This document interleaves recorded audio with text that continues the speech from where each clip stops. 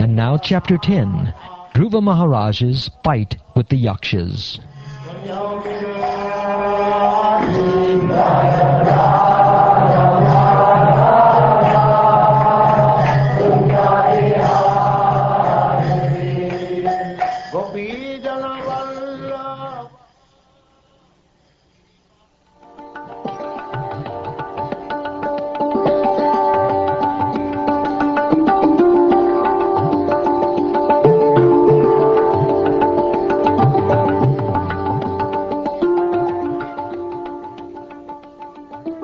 Great sage Maitreya said, "My dear Vidura, thereafter Dhruva Maharaj married the daughter of Prajapati Shishumara, whose name was Brahmi, and 2 sons named Kalpa and Vatsara were born of her.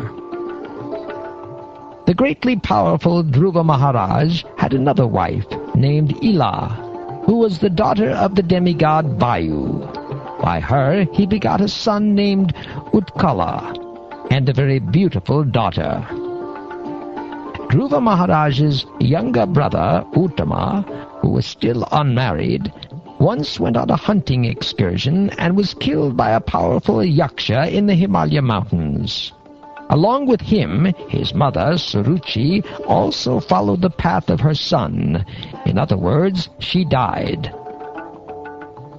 When Dhruva Maharaj heard of the killing of his brother Uttama by the Yakshas in the Himalaya mountains, being overwhelmed with lamentation and anger, he got on his chariot and went out for victory over the city of the Yakshas, Alakapuri. Dhruva Maharaj went to the northern direction of the Himalayan range. In a valley, he saw a city full of ghostly persons who were followers of Lord Shiva. My dear Vidura, as soon as Dhruva Maharaj reached Alakapuri, he immediately blew his conch shell, and the sound reverberated throughout the entire sky and in every direction. The wives of the Yakshas became very much frightened. From their eyes it was apparent that they were full of anxiety. O hero Vidura, the greatly powerful heroes of the Yakshas, unable to tolerate the resounding vibration of the conch shell of Dhruva Maharaj, came forth from their city with weapons and attacked Dhruva. Dhruva Maharaj, who was a great charioteer and certainly a great bowman also, immediately began to kill them by simultaneously discharging arrows 3 at a time. When the heroes of the Yakshas saw that all their heads were being thus threatened by Dhruva Maharaj, they could very easily understand their awkward position, and they concluded that they would certainly be defeated. But as heroes, they lauded the action of Dhruva. Just like serpents who cannot tolerate being trampled upon by anyone's feet, the Yakshas, being intolerant of the wonderful prowess of Dhruva Maharaj, threw twice as many arrows, 6 from each of their soldiers, and thus they very valiantly exhibited their prowess. The Yaksha soldiers were 130,000 strong, all greatly angry and all desiring to defeat the wonderful activities of Dhruva Maharaj. With full strength they showered upon Maharaj Dhruva, along with his chariot and charioteer, various types of feathered arrows, iron bludgeons, swords, tridents, lances, pikes, spears, and Busundi weapons. Dhruva Maharaj was completely covered by an incessant shower of weapons, just as a mountain is covered by incessant rainfall. All the siddhas from the higher planetary systems were observing the fight from the sky, and when they saw that Dhruva Maharaj had been covered by the incessant arrows of the enemy, They roared tumultuously, "Oh, the grandson of Manu, Dhruva, is now lost!" They cried that Dhruva Maharaj was just like the sun, and that now he had set within the ocean of the Yakshas. The Yakshas, being temporarily victorious, exclaimed that they had conquered Dhruva Maharaj. But in the meantime, Dhruva's chariot suddenly appeared, just as the sun suddenly appears from within foggy mist. Dhruva Maharaj's bow and arrows twanged and hissed, causing lamentation in the hearts of his enemies.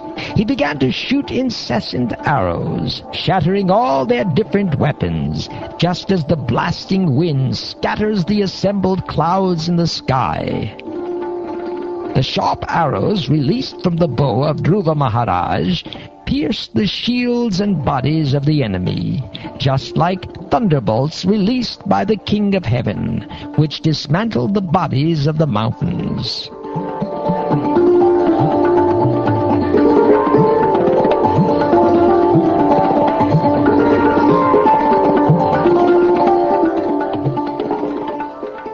My dear Vidura, the heads of those who were cut to pieces by the arrows of Dhruva Maharaj were decorated very beautifully with earrings and turbans.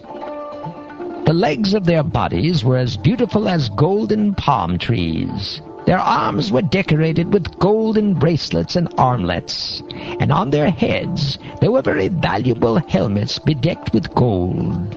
All these ornaments lying on that battlefield were very attractive and could bewilder the mind of a hero.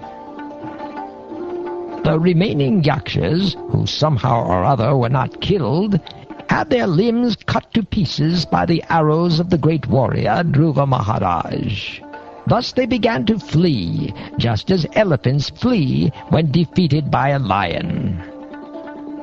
Dhruva Maharaj, the best of human beings, observed that in that great battlefield not one of the opposing soldiers was left standing with proper weapons. He then desired to see the city of Alakapuri, but he thought to himself, "No one knows the plans of the mystic Yakshas." In the meantime, while Dhruva Maharaj, doubtful of his mystic enemies, was talking with his charioteer, they heard a tremendous sound, as if the whole ocean were there, and they found that from the sky a great dust storm was coming over them from all directions.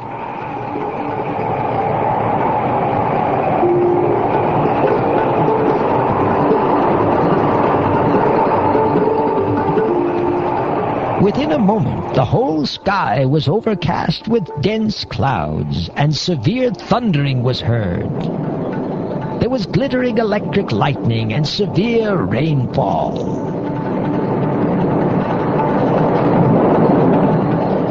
My dear faultless Vidura, in that rainfall there was blood, mucus, pus, stool, urine, and marrow falling heavily before Dhruva Maharaj, and there were trunks of bodies falling from the sky. Next, a great mountain was visible in the sky, and from all directions hailstones fell, along with lances, clubs, swords, iron bludgeons, and great pieces of stone.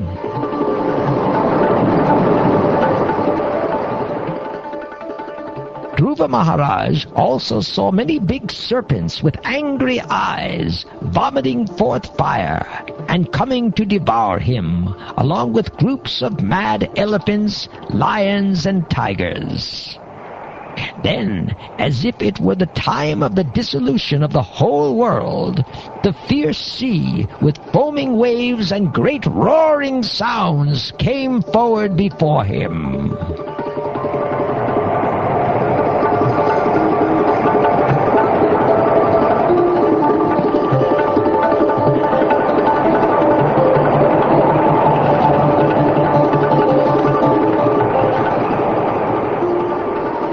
The demon Yakshas are by nature very heinous. and by their demoniac power of illusion they can create many strange phenomena to frighten one who is less intelligent.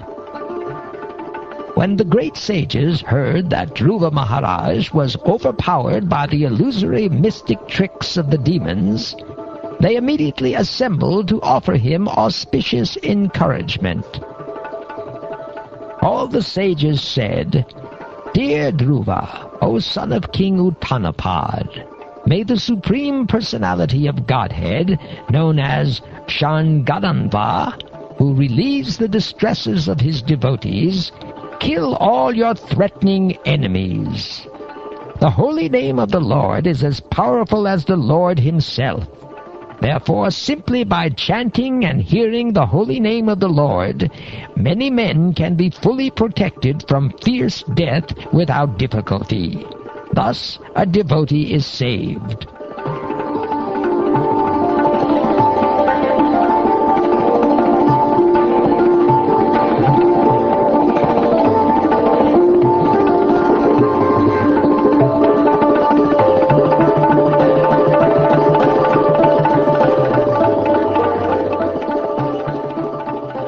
Thus ends the 10th chapter of the 4th canto of the Śrīmad-Bhāgavatam, entitled Dhruva Maharaja's Fight with the Yakshas.